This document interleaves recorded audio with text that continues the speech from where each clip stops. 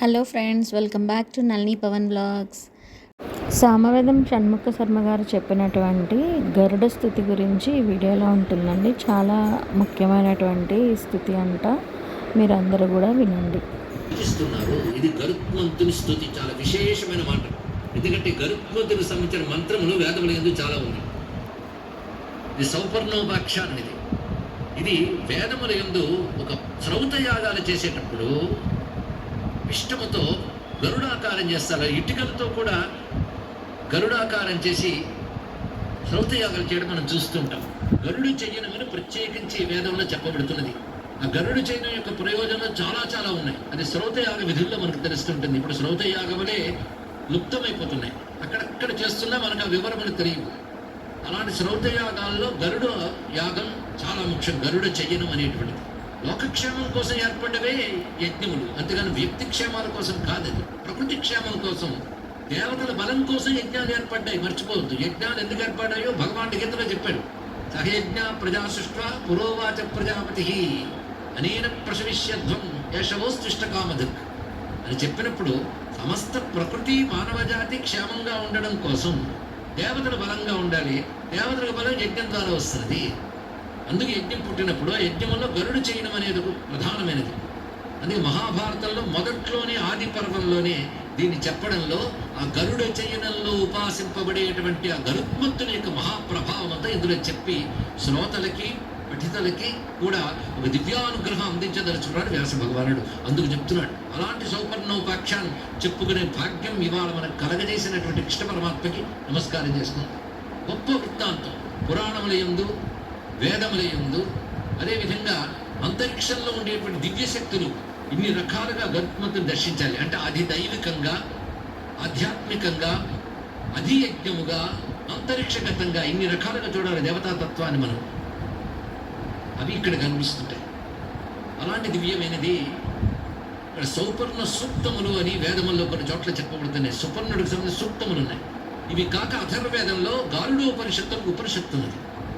గరుత్మంతుని ఉపాసనా శాస్త్రం వేరే ఉన్నది. అంటే గరుత్మంతుని ఉపాసన సామాన్యం కాదు. వేదపరంగా ఛందస్సుల సమూహం గరుత్మంతుడు.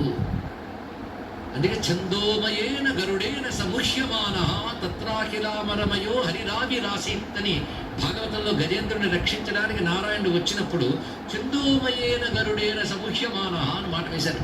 ఛందోమయుడైన గరుత్మంతుడు. ఛందస్సులంటే వేదమంత్రములు. అందుకే గరుడు అంటే వేదాత్మనే గరుడాయ నమో నమః. వేదాత్మనే వేదస్వరూపుడు అండి, సామాన్యుడు కాదు. ఆయన వేదమైతే ఛందస్సులే రెక్కలయ్యే వేదమంత్రములు. ఎన్నో రకాల ఛందస్సులు ఉన్నాయి. ఛందస్సులే పర్ణములు. ఛందాంశ యస్య పర్ణాన్ని చెట్టుకు ఆకులుగా వర్ణించినప్పుడు అని చెప్పకుండా పర్ణం అంటే పక్షములు రెక్కలు గనక ఛందాంశ యస్య పర్ణాన్ని అవే దాని రెక్కలుగా కలిగినటువంటి వేదమూర్తి ఆయన. వేద పురుషుడే ఆయన. అలాంటి మహానుభావుడు. వేదముల్లో ప్రతి మంత్రం ఒక తేజస్సుతో ఉంటుంది. అన్ని ఛందస్సులు రెక్కలుగా కలిగిన వేద పురుషుడు రాగానే మంత్రముల తేజస్సంతా ప్రకాశమానంగా గోచరిస్తున్నప్పుడు మరో అగ్నిపుంజముగా అనిపించడంలో ఆశ్చర్యం ఉన్నది. ఆ రహస్యమైన మూర్తి. అందుకే ఇక్కడ దేవతలు అప్పటికప్పుడు అనుసంధానం చేసుకోగానే వాళ్ళ దేవతలు కదా, వాళ్ళ దివ్య జ్ఞానం ఉంటుంది కనుక వచ్చిన వాడిని స్తోత్రం చేస్తున్నారు. ఇవి 12 శ్లోకాలు. మన వేదాల్లో గరుడ సూక్తం తెలియదు. తెలిసినా తన మంత్రములు, అధికారములు, సంస్కారములు లేనప్పుడు చెయ్యలేము, చేసినా ఫలించవు. అటువంటిప్పుడు ఏం చేయాలంటే కృపయా మునినా కృతం, ఋషి ఏర్పరిచినటువంటి ఈ గ్రంథంలోని గరుడ శ్లోకాలు చదువుకుంటే చాలు. గరుత్మంతుడిని స్మరించవలసిన అవసరం ప్రస్తుత కాలంలో మరీ ఎక్కువగా ఉంది, తెలుసుకోవాలి. అలాంటి గరుత్మంతుని మనం ఇప్పుడు తెలుసుకోబోతున్నాం. మొత్తం 12 శ్లోకాలు. ఇది చూస్తుంటే ఒకవేళ విష్ణువుని గారిని స్తుతిస్తున్నారేమో అని కూడా మనకు అనిపిస్తుంది.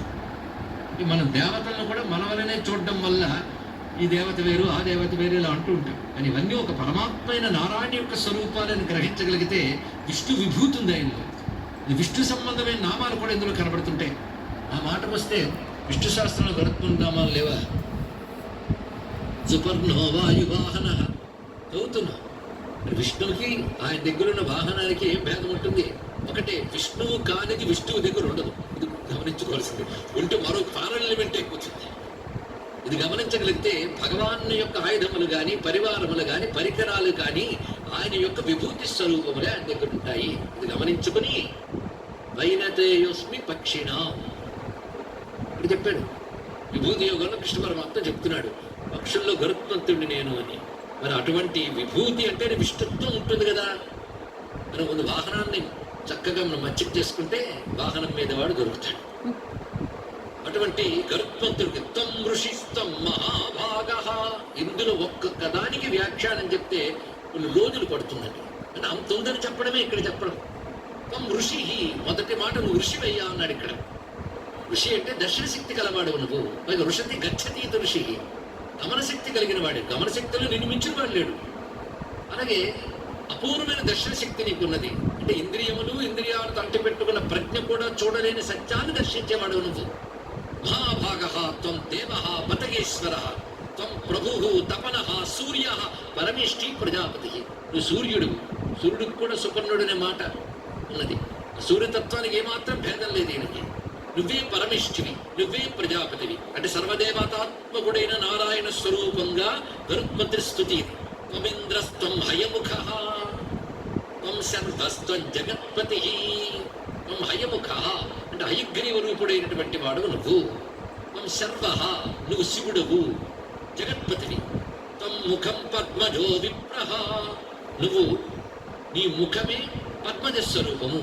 అంటే బ్రాహ్మణోస్య ముఖమాసి విరాట్ తత్వాన్ని ఇక్కడ చెప్తున్నారు. త్వం ముఖం పద్మజో విప్రహ త్వమగ్ని పవనస్తత, నువ్వు అగ్నివి, నువ్వు పవనుడువు, నువ్వు ధాత విధాత మొదలైన రూపములతో ఉన్నవాడువు.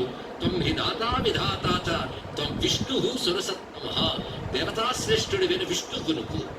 త్వం మహాన విభూష్యశ్వత్తమృతం త్వం మహ్యసః త్వం ప్రభాస్త్వమిప్రేతం త్వం నస్త్రాణమనుత్తమం. ఇంతవరకు గరుత్మంతుడు చేసిన ఘనకార్యాలేమి ఇంక తెలియలేదు, వచ్చాడంతే. వచ్చిన వాడిని దేవతా దృష్టితో చూడగానే సంపూర్ణమైన గరుత్మంతుని యొక్క తత్వం అందులో దర్శిస్తున్నారు వీరందరూ కూడా. నువ్వు మహత్తు అహంకారము మొదలైన వాటి రూపుడువు, సనాతనమైన వాడువు, గొప్ప యశస్వరూపుడువు, కాంతివి నువ్వు, అందరి చేత కోరబడేటటువంటి ఆనంద స్వరూపుడువు నువ్వు. నువ్వు మా అందరికీ రక్షకుడువు, అమృత స్వరూపుడువు. ఇవి దేవతలు చేస్తున్నారని మర్చిపోతే మనం చేస్తున్నట్టు భావిస్తే నువ్వు మాకు రక్షకుడువు, అమృత స్వరూపుడు మనం అంటున్నావు స్వామివారిని. ఆ విధంగా గరుత్మంతుని స్తుతిస్తూ ఇందులో కూడా ఛందో విన్యాసాలు కొన్ని కనబడుతుంటాయి. బలోర్మిమాన్ సాధురది అదీన సత్వః సమృద్ధిమాం దుర్విషహస్త్వమేవ తత్తశ్రుతం సర్వమహీన కిట్టే హ్యనాగతం చోపగతం చ సర్వం. బలంలోనూ సముద్రుడు అంతటి వాడు, అంటే అనంతమైన బల సంపన్నుడు. సల్లక్షణముల్లో నిన్ను మించిన వాడు లేడు. అందుకే సత్ సాధు, సాధు లక్షణములన్నీ నీ దగ్గర ఉన్నాయి. అదీన సత్వ, దైన్యం అనేది లేనటువంటి బలం అనేది. పైగా సమృద్ధిమాన్, ఐశ్వర్యశాలి నువ్వు. ఎవరు సహించలేని అంటే ఎదుర్కొనలేటువంటి వేగం నీకున్నది. ఈ కీర్తిశాలి, సర్వ సృష్టికి నువ్వు మూలము, భూత భవిష్యత్ వర్తమాన కాలములు నువ్వే. ఈ చెప్పినప్పుడు భగవద్ విభూతిగా చెప్తున్నారు కనుక భగవద్ లక్షణములన్నీ అందులో చెప్పబడుతుంటాయి. త్వముత్తమ సర్వమిదం చరాచరం గభస్తిభిర్భానురివావ భాససే సమాక్షిపన్ భానుమత ప్రభాం ముహు త్వమంతక సర్వమిదం ధ్రువా ధ్రువం. ఇది చూస్తుంటే పరబ్రహ్మతత్వ ప్రతిపాదన చేస్తున్నారా అనిపిస్తుంది. ఎందుకంటే పరబ్రహ్మమే విభూతి రూపములతో వచ్చినప్పుడు ఆ విభూతిని బ్రహ్మభావనతో ఆరాధించడం అనేది గొప్ప విషయం. ఇది గరుత్మంతుని ఆరాధన సాక్షాత్ భగవద్ ఆరాధన అని దీన్ని బట్టి తెలుస్తున్నది. ఇది ఉత్తమ, ఉత్తమ అంటే నిన్ను మించి మరొకటి లేడు. నీ యొక్క స్వయం ప్రకాశ తత్వం చేత చరాచర జగత్తుని నువ్వు భాషింపజేస్తున్నావు. సూర్యకాంతిని కూడా తిరస్కరింపజేయగలిగే శక్తి నీది. నతత్ర సూర్యోభాత అనే తత్వాన్ని ఇక్కడ చెప్తూ గభస్తి విద్వానురివావ భాససే. పైగా క్షర అక్షర రూపమైనటువంటి ఈ జగత్తంతటిని సృజించి నడిపించడమే కాకుండా అంతము చేయగలిగినటువంటి పరాక్రమ సంపన్నుడు కూడా నువ్వే అని చెప్తూ, సూర్యుడు కోపిస్తే సృష్టిని ఎలా దహింపజేయగలడో నీకు గాని కోపం వస్తే నువ్వు కూడా అలా దహింపజేయగలవు. సూర్యుడు దహింపజేస్తాడా? తెలీదా? గ్రీష్మకాలం వచ్చినప్పుడు ఎండలు మండిపోతున్నాయండి అంటుంటాం. అయితే అప్పుడు దహింపజేయట్లేదు నిజానికి. అని ప్రళయకాలంలో దహింపజేసేటప్పుడు 7 రూపాలు అవుతాయంట. అది మనకి అరుణ మంత్రాల్లో చక్కగా ఆరోగ భ్రాజ పటర పతంగ ఇత్యాది 7 రూపాలతో ఉంటాడు. అదే సప్తసూర్యా భవంత విభువన దహనే సప్తసూర్యా భవంత. అప్పుడు 7 సూర్యులుగా వస్తాడట. ఆయన వచ్చి ప్రళయకాలంలో దహింపజేస్తాడంటాడు. అంతకు మించి ప్రకాశంతో నువ్వే దహింపజేయగలవు. అంత శక్తి నువ్వున్నది. అయితే ఈ చెప్పడంలో అంత దహింపజేయగలిగిన శక్తి కలిగిన సూర్యుడు కూడా ప్రళయకాలం వరకు శక్తి బయట పట్టట్లేదు. అంతవరకు లోకాన్ని స్థితికారకుడిగా కాపాడుతున్నాడు. ప్రళయం వచ్చినప్పుడు ఆ స్వరూపాన్ని చూపిస్తాడు. అంటే ఆయనకు కూడా దహింపజేసే స్వరూపం ఎప్పుడు చూపించాలి, రక్షించే స్వరూపం ఎప్పుడు చూపించాలో తెలుసు ఆయనకి. అలాగే నువ్వు కూడా అంత దహింపజేయగలిగే శక్తి కలవాడివైనా ఇప్పుడు మా పట్ల ప్రసన్నుడివై అనుగ్రహించవయ్యా అని ప్రార్థన చేస్తూ ఖగేశ్వరం శరణముపాగతావయం మహోజసం జ్వలన సమానవర్చసం కటిప్రభం వితిమర ప్రగోచరం మహాబలం గరుడముపేత్యఖేచరం కటిప్రభం వితిమరమగ్రగోచరం మహాబలం గరుడముపేత్యఖేచరం. ఒక్కొక్కటి కూడా అద్భుతమైన శ్లోకములివి. మొత్తాన్ని మహాబలాఢ్యుడివైన నిన్ను మేము శరణ పెడుతున్నాం. అయితే నువ్వు పోగొట్టవలసిన చీకటి ఉంది. అంత కాంతితో వచ్చావు కనుక నువ్వు ఏ చీకటిని పోగొట్టాలంటే మాలో ఉన్నటువంటి అజ్ఞాన రూపమైన అంధకారాన్ని నువ్వు పటాపంచలు చేయగలవాడవు. అంటే జ్ఞానప్రదాతగా ఆయన అనుగ్రహం కావాలి అని చెప్తూ పరావరం వరదమజయ్య విక్రమం తవోజసా సర్వమిదం ప్రతాపితం. నీ యొక్క ఓజస్సు చేత ఈ లోకమంతా కూడా వేడెక్కగలదు, శక్తిని పుంజుకుంటుంది అంటూ మొత్తం 12 శ్లోకములు చేసి నువ్వు నీ క్రోధాన్ని తగ్గించుకుని మమ్మల్ని అనుగ్రహించవయ్యా అని ప్రార్థిస్తున్నారు. నరసింహస్వామి వచ్చినప్పుడు ఎలా ప్రసన్నం చేసుకోవాలని స్తుతించారో అదే విధంగా అప్పుడు గరుత్మంతుడు వారి యొక్క ప్రార్థన విని తన యొక్క పరాక్రమాన్ని తెలిసి ఉపసంహరించుకున్నాడు. ఇది భగవన్ లక్షణం అండి. ఎంత బలమున్నా ఎంత ప్రతాపమున్నా అది ఎప్పుడు ఉపసంహరించుకోవాలి, ఎప్పుడు ప్రయోగించాలో తెలియాలి. ఇక్కడ అంటే ఉపసంహరించుకున్నట్టున్నాడు. మీరు నా రూపాన్ని చూసి ఏం భయపడకండి. నమే సర్వాణి భూతాన్ని విభియుర్దేహ దర్శనాత్ భీమరూప సముద్విగ్నా తస్మాత్ తేజస్సు సంహరే. నా భయంకర రూపం వల్ల కొందరు భయపడతారు, మీరు భయపడకండి, ఇదిగో మీకోసం నా స్వరూపాన్ని ఉపసంహరించుకుంటున్నాను అంటూ కామగమనుడు కామవీర్యుడు అయినటువంటి గరుత్మంతుడు తన రూపాన్ని ఉపసంహరించుకున్నారు అని చెప్పారు. అంటే తన సంకల్పంతో ఏ రూపమైనా స్వీకరించగలిగిన వాడు గనకనే ఆ పని చేసి అప్పుడు వినతా గృహానికి వెళ్ళాడు ఎగిరి వచ్చినటువంటి వాడు.